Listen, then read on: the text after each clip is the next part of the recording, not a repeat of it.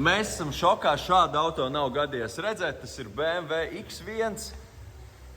Šāds te auto 2010. gada, 16 gadus vecs, un šāds ir stāvoklis. Vienkārši pat šādas skrūvītes, nav ne mazākās rūsas, ne mazākās miņas no korozijas. Unikāls auto, 250 000 noskrējiens arī, un auto ir pilnīgi kā jauns. Un jautāsiet, kāda jēga veikt pretrūsas apstrādi? 2-3 gadu Latvijā šis auto būtu pilnībā jau citā stāvoklī, vai visu dzīvi būtu dzīvojis Latvijā, būtu jau jāved metināt, nevis uz pretrūsas apstrādi.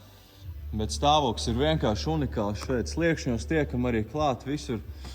Izmantojam 3 dažādu biezumu vasku. Šķidrais vasks, kas iesūcās salien visos dobumos, spraugās, standarta vasks. Caurspīdīgs brūnglets, ar ko noklājam visu grīdu. Un vēl biezais materiāls papildu aizsardzībai šādam auto.